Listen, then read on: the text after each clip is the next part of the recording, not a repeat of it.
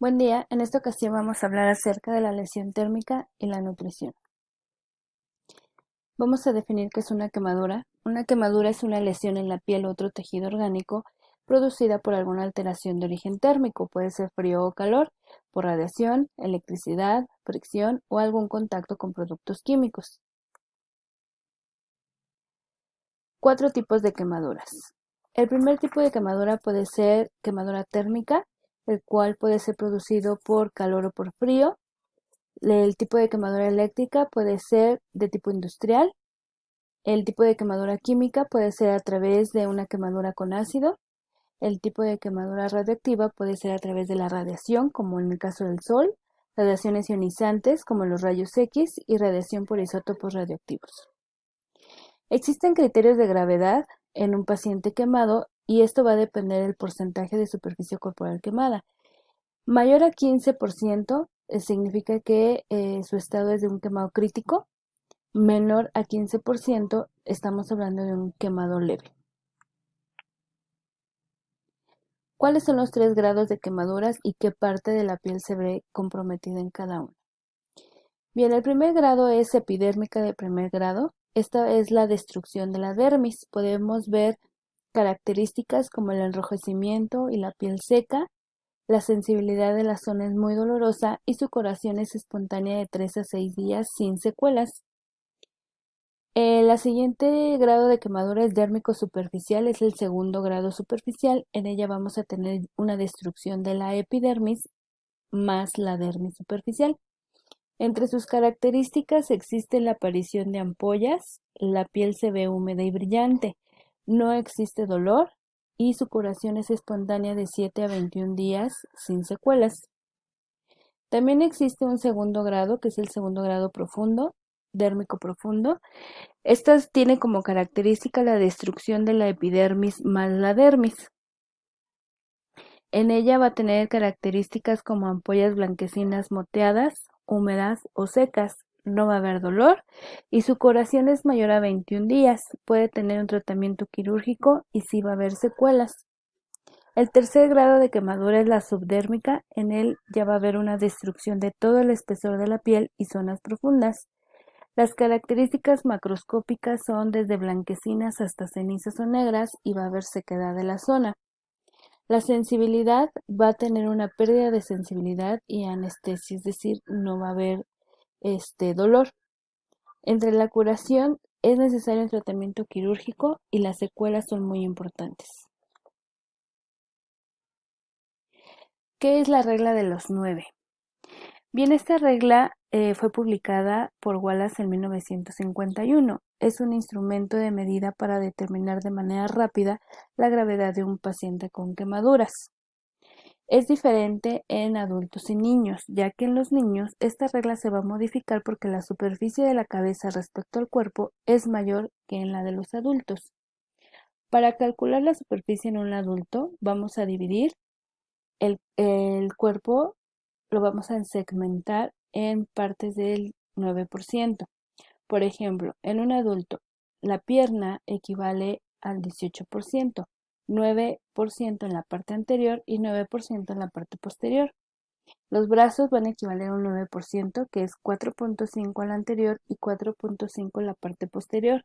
El abdomen va a abarcar el 9%, la espalda 18%, el cual es el 9% la parte superior y 9% la parte inferior. La cabeza la va a acaparar el 8% y el cuello el 1% restante, pero esta parte se va a dividir en 0.5% la parte anterior del cuello y 0.5 la parte posterior del cuello. Los genitales van a abarcar el 1%. En niños, la cabeza va a equivaler al 18%, 9% la parte anterior y 9% la parte posterior. Pecho y abdomen equivale al 18%, la espalda 18%, en conjunto la superior y la inferior, el brazo 9% cada uno, la pierna equivale al 13.5% cada uno y los genitales al 1%.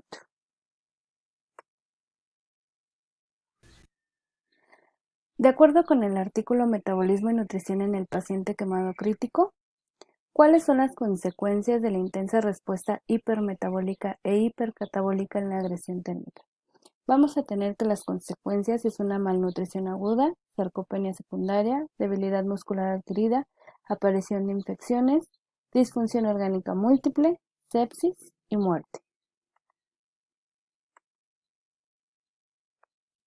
¿Cuál es el déficit energético y proteico estimado en el paciente quemado? Según Sapran et al. En el 2015, en un estudio de 90 pacientes, indican que el déficit energético estimado es de 943 más menos 654 kilocalorías al día y el déficit de proteínas de 49 más menos 41 gramos al día. ¿En qué porcentaje se eleva el gasto basal en el paciente quemado? Vamos a tener que se eleva hasta un 40% por encima de los valores normales y esto es por el aumento de la tasa metabólica basal, el incremento del gasto cardíaco, el consumo miocárdico de oxígeno, la degradación de proteína muscular y la resistencia a la insulina que se presenta en el paciente con quemaduras. ¿Cómo se hace el consumo de oxígeno del paciente quemado crítico respecto a una persona sana? En una persona sana podemos ver que 2/3 del consumo de oxígeno va a estar acoplado a la fosforilación oxidativa y el 1/3 restante a la termogénesis. En el paciente quemado crítico es al revés, 1/3 está enfocado a la respiración mitocondrial acoplada a la fosforilación oxidativa y 2/3 se va a disipar en forma de calor. Esto va a dar al hipermetabolismo. ¿Cuál es la fisiopatología de la hiperglucemia, la hiperlactatemia y de la resistencia a la insulina asociada a la lesión térmica? En el paciente quemado vamos a ver un aumento en la tasa de producción y oxidación de glucosa. También va a haber una extracción tisular inadecuada. Esto va a dar una hiperglucemia e hiperlactatemia. También este estrés en el retículo endoplasmático por la lesión térmica, ya sea en el piel, tejido adiposo y muscular, se va a asociar con resistencia a la insulina. ¿Cuál es el efecto fisiopatológico de la lesión térmica sobre las proteínas? Vamos a ver que en el paciente quemado van a existir grandes pérdidas de nitrógeno, lo cual va a determinar una pérdida del 20 al 25% de la masa magra corporal, lo cual va a indicar una sarcopenia. Esta depresión proteica aguda se va a asociar a la disfunción inmune, alteraciones en la cicatrización, úlceras y mayor incidencia de infección. ¿Cuál es la pérdida de nitrógeno estimada en la lesión térmica?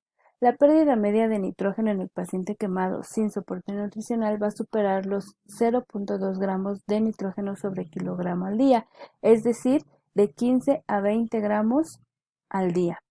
Esto va a equivaler en una pérdida de peso del 10% en la primera semana. Alteraciones fisiopatológicas en el metabolismo de los lípidos. Como primera alteración tenemos un incremento en los niveles de catecolamina, glucagón y adenocorticotrofina. Esto va a desencadenar lipólisis y aumento del flujo de ácidos grasos hacia el plasma. La segunda alteración es el aumento en los niveles de glicerol, lo cual va a ocasionar lipoperoxidación.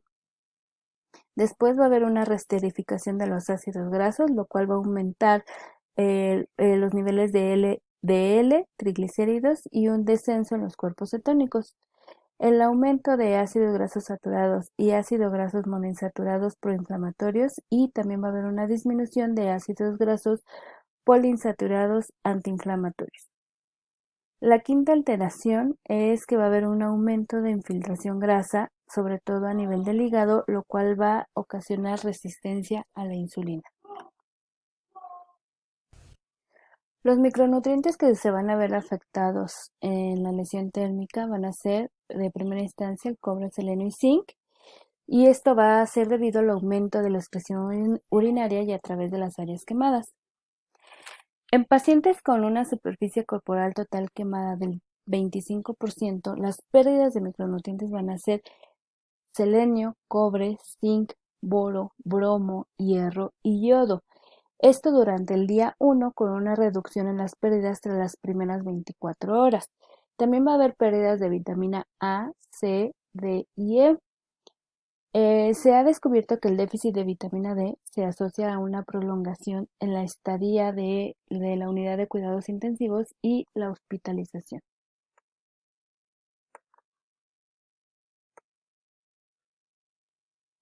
La vía de administración nutricional recomendada para el paciente con lesión térmica será la alimentación vía enteral. ¿Qué tan rápido se debe comenzar la nutrición enteral? Bien, según la Sociedad Española de Medicina Crítica y Unidades Coronarias y de la Sociedad Española de Nutrición Parenteral y Enteral, así como de la ABA, recomiendan el inicio precoz dentro de las primeras 24-48 horas, aunque también hay estudios que indican beneficios si se atiende la alimentación entre las primeras 6 y 12 horas.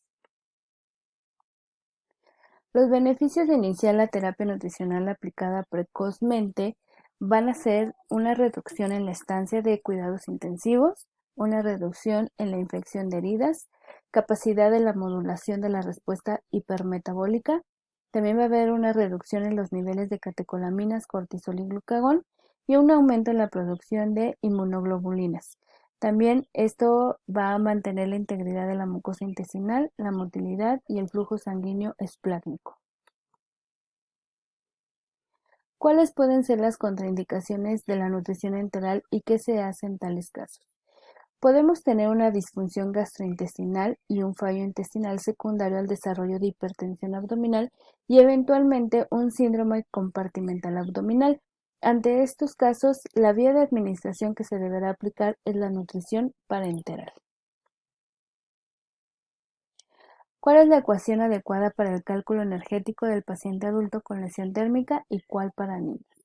Bien, vamos a tener que para adultos la ecuación más indicada es la ecuación predictiva de Toronto, ya que esta se asemeja más a los resultados de la calorimetría directa. También se va a aplicar dentro de esta fórmula la fórmula de Harris-Benedict. En niños, la fórmula que más se usa es la fórmula de Scofield y vamos a ver, esta fórmula se va a dividir entre niños de 0 a 3 años, de 3 a 10 años y de 10 a 18 años, lo cual puede dividirse también entre los que nada más tienen el peso o los que también tienen la talla. ¿Cuáles deben de ser los aportes de carbohidratos, lípidos y proteínas? En el paciente quemado, el porcentaje diario de carbohidratos debe de ser entre 45 y 55%, lo cual indica de 5 a 7 gramos sobre kilogramos al día.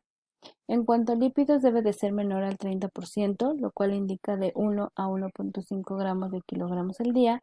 Y en proteínas vamos a tener un porcentaje del 20 al 25%, que se debe de llevar un aporte entre 1.5 y 2 gramos de kilogramo al día. También se debe de tomar un interés en los aportes de micronutrientes. Uno de ellos es la glutamina, el cual la cantidad a aportar debe de ser de 0.3 a 0.5 gramos sobre kilogramos al día, en cobre de 4 a 5 gramos sobre kilogramos al día, selenio de 300 a 500 microgramos, de zinc de 25 a 40 miligramos, de cromo 15 miligramos al día, vitamina C de 1 a 3 gramos al día. La vitamina D se debe de aportar en pacientes menores a 70 años, 600 unidades. En pacientes mayores a 70 años, el aporte debe de ser de 800. En cuanto a vitamina A, se debe de aportar 10.000 unidades y de vitamina E de 20 a 25 unidades.